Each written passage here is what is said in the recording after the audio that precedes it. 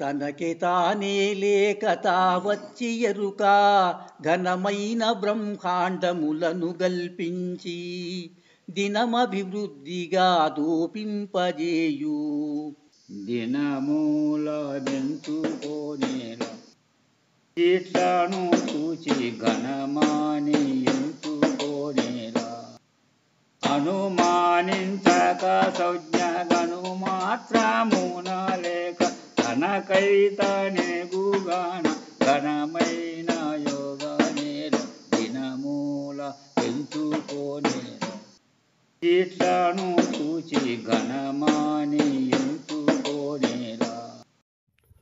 జై నిజ గురుభ్యో నమః. జై అమలాంబ సమేత అనుభవానంద రాజయోగేంద్ర ప్రభుస్వాముల వారి దివ్య చరణారవిందములకు ద్వాదశి వందనములు సమర్పించుకొనుచు శ్రీ గురు బాలరామస్వాముల వారిచే విరచితమైన ఆవరణ విక్షేప రూపశక్తిద్వయ నిరాశకంపైన శుద్ధ నిర్గుణ సత్వ ద్విపదార్థ దరువులు. ఈరోజు మనం 35వ ద్విపదార్థం. దీనికి మునుపు ఈ పట్టణ గ్రామ గిరి గుహ గృహ వనక్షేత్ర వీటన్నిటిల్లో కూడా ఇవన్నీ కల్పిస్తూ ఉండబడేటువంటిది ఎరుక అని, ఘనమైనటువంటి వీడను శక్యం కానటువంటి ఈ దారపుత్రమిత్రుడు, అందుకే గురుదారపుత్రమిత్రుల అనేటువంటిది అన్నారు. అలా అని ఇవి ఇలా కల్పించి తుదకు ఏమీ లేకుండా పోతున్నాయి, ఇది ఏమీ లేనటువంటిది ఈ షోడశి అనేటువంటి అవగాహనను కల్పించినటువంటి గురుదేవులు అచలబోధలు దీనిలో చెప్తున్నారు. శిష్య, ఈ ఎరుక యొక్క విధానాన్ని దాని రాకడ చెప్తారు నాయన. తనకే తానే లేక తా వచ్చి ఎరుక, తనకు తానే లేదు నాయన. ఎప్పుడైతే గురు కరుణామృత దృష్టి ప్రసరించినదో అప్పటి వరకు ఉన్న రజ్జువులో సర్పం లేనిదైంది శిష్య. హరిని స్వప్నమున దర్శించిన కరిలాగా ఇది తనకై తానే వచ్చింది, పిలవని పేరంటంలాగా. అయితే ఇది వచ్చేదానికి ఏది కారణమై ఉన్నాను? గుర్తే కారణమై ఉన్నది. అందుకే తనకై తానే లేక తా వచ్చి ఎరుక. వచ్చి మెదలకుండా ఉన్నదా? మెదలకుండా ఉండే లక్షణం దానికి లేదు. చలాచలములుగా ఉన్న లక్షణము దానికి ఉన్నది. అవ్యక్తముగా ఉన్నది, వ్యక్తము అవుతూ ఉన్నది. అది బ్రహ్మగాను ఉన్నది, భ్రమగాను ఉన్నది. అంటే బ్రహ్మముగాను ఉన్నది, భ్రమగాను ఉన్నది. అలాంటి ఎరుక ఘనమైన బ్రహ్మాండములను గల్పించి దినమభివృద్ధిగా దోపింపజేయు. ఘనమైనటువంటి బ్రహ్మాండములు గత ద్విపదార్థంలో చెప్పారు, ఇక్కడ గురు శబ్దాన్ని వాడారు, ఇక్కడ అంటున్నారు ఘనమైనటువంటివి. అవి గురుదయతో తప్ప ఆ భ్రాంతి తీరను శక్యం కానటువంటివి ఈ అండపిండ బ్రహ్మాండ భాండములైనటువంటి సమస్త విశ్వము కూడా నీతో పాటు అలాంటివి కల్పించి దినం అభివృద్ధిగా దోపింపచేయు. అలా దోపింప చేస్తూ ఉన్నది శిష్య. దినదినము అభివృద్ధి చెందుతూ ఉన్నది, పెంచుకుంటూ ఉన్నది తనకు తానే. చక్కగా అవగాహన చేసుకొని ఆయన ప్రతి దినము ఇది పెంచుకుంటూ ఉన్నది శిష్య. బంధమును పెంచుకుంటున్నది. తన యొక్క ఆవరణం ఏదైతే ఉన్నదో ఆవరణములో లేనిపోని ఊహలు కల్పించుకుంటూ ఉన్నది శిష్య. ఇది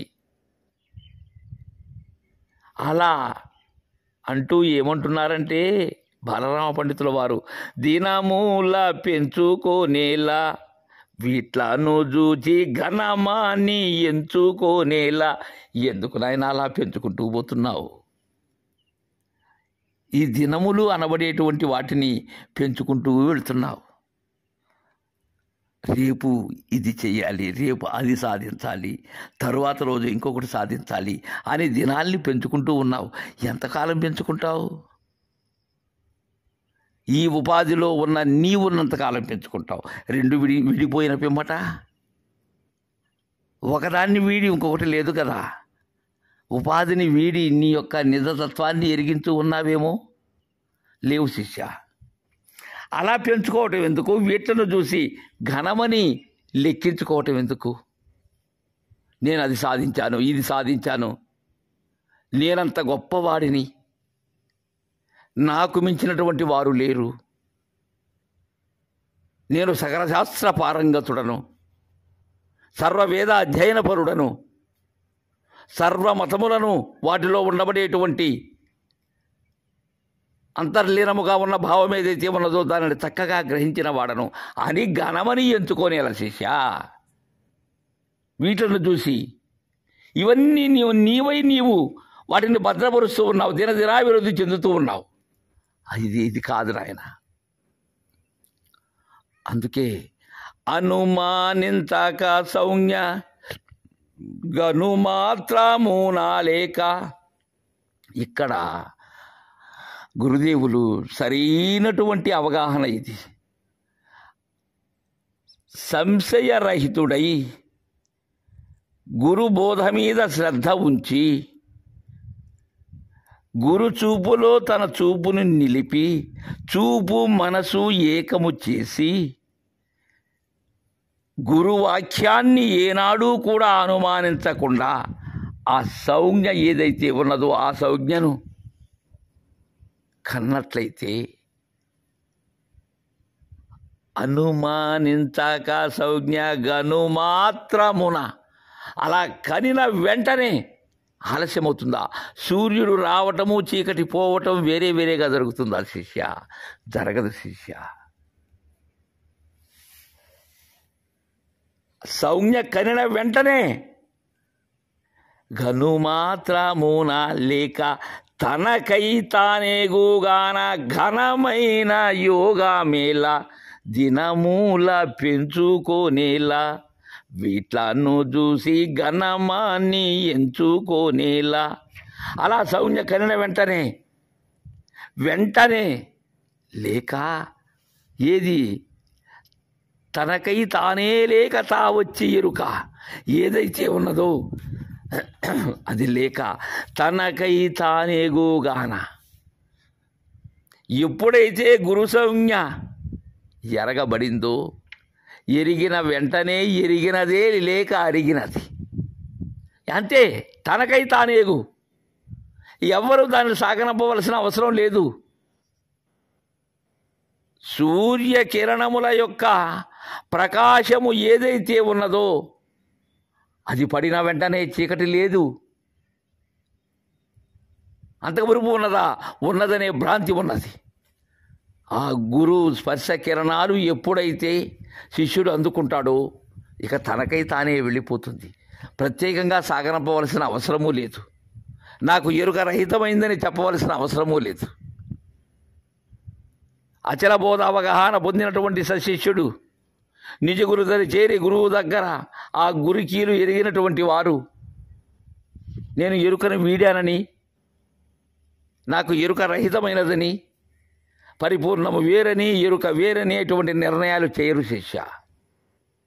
ఇక అలాంటి స్థితిలో ఘనమైనటువంటి యోగాలు ఎందుకు నాయన? ఈ యోగాభ్యాసాలు నీవెంతో ఘనముగా అనుకుంటూ ఉన్నావు వాటిని, ఈ మంత్రాలయ హఠయోగాలను,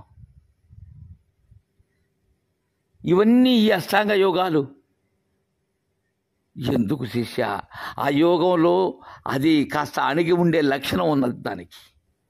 ఎందుకని? అక్కడ వియోగం చెందుతూ ఉన్నది.